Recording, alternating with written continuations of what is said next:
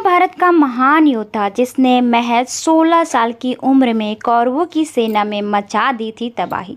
नमस्कार दोस्तों, जय माता दी। तो आज की इस वीडियो में हम बात करने वाले हैं उस महान योद्धा के बारे में जिसने 16 साल की उम्र में ही कौरवों की सेना के छक्के छुड़ा दिए थे, जिसके जन्म से पहले ही पता था कि वो कब उसकी उम्र जो तय कर दी गई थी कि कब तक वो जिएंगे। तो चलिए वीडियो शुरू करते हैं। महाभारत की कहानी में आपने कई वीर योद्धाओं के बारे में पढ़ा सुना होगा। आज हम महाभारत के ऐसे महान योद्धा के बारे में बताने जा रहे हैं जिसने महज 16 साल की उम्र में अपने पराक्रम से कौरवों की सेना के छक्के छुड़ा दिए। इस योद्धा का नाम है अभिमन्यु, एक ऐसा शख्स जिसके जन्म से पहले ही तय हो गया था कि वो कब मरेंगे। तो चलिए इस वीडियो में हम अभिमन्यु की कहानी के बारे में जानते हैं। 5 पांडवों में से एक अर्जुन और उनकी पत्नी सुभद्रा का बेटा था अभिमन्यु। सुभद्रा श्री कृष्ण की बहन थी, यानी कि अभिमन्यु श्री कृष्ण के भांजे भी थे। अभिमन्यु को चंद्रदेव का अवतार माना जाता था। इसका कारण यह है कि जब महाभारत की युद्ध के बारे में बात होने लगी थी तब सभी देवों को ये कहा गया था कि सभी को किसी न किसी रूप में धरती पर जन्म लेना होगा। चंद्रदेव से भी उनको इस बारे में बात की गई थी, तो चंद्रदेव ने आने से मना कर दिया। तब उनसे सभी देवताओं ने ये बात की कि अपने पुत्र को धरती पर भेजें। चंद्रदेव ने कहा कि वो अपने पुत्र से ज़्यादा लंबे समय तक दूर नहीं रह सकते हैं, इसलिए सिर्फ 16 साल के लिए अपना पुत्र धरती पर भेजेंगे, फिर उसे वापस अपने पास बुला लेंगे। चंद्रदेव का यही पुत्र धरती पर अभिमन्यु के रूप में आए, यानी कि अभिमन्यु के जन्म से पहले ही तय हो गया था कि उनकी आयु महज 16 साल ही रहेगी।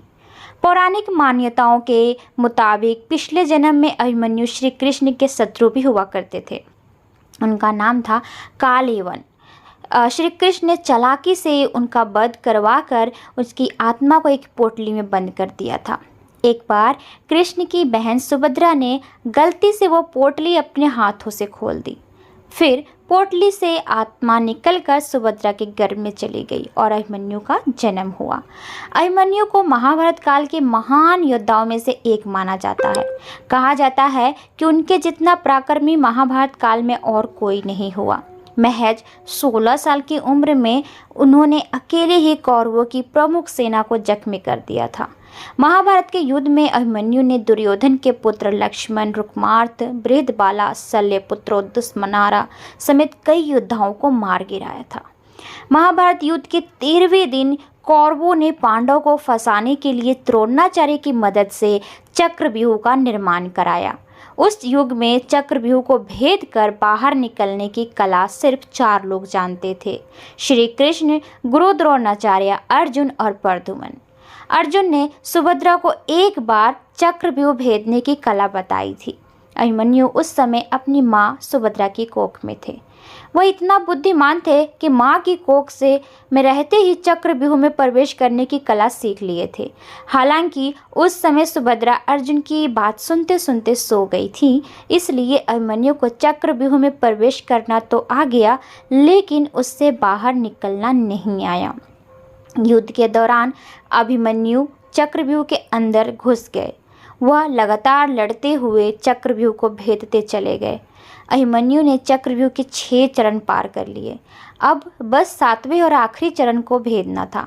इसी दौरान उन्होंने दुर्योधन के पुत्र लक्ष्मण का वध कर दिया।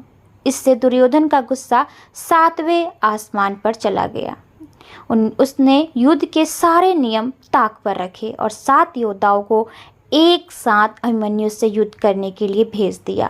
कौरवों ने अभिमन्यु का रथ तोड़ दिया और ताबड़तोड़ वार किए। अभिमन्यु ने हार नहीं मानी। वह रथ के पहिए से खुद को बचाते हुए युद्ध करने लगे और अपनी आखिरी सांस तक युद्ध लड़े। हालांकि कौरव अपनी चाल में कामयाब हो गए और अभिमन्यु की मृत्यु हो गई। तो उम्मीद करती हूँ कि आज की वीडियो आप सबको बेहद पसंद आई होगी। तो ऐसे ही अगली वीडियो के लिए चैनल को सब्सक्राइब कर लीजिएगा और कमेंट बॉक्स में जय श्री कृष्णा ना लिखना ना भूलिएगा।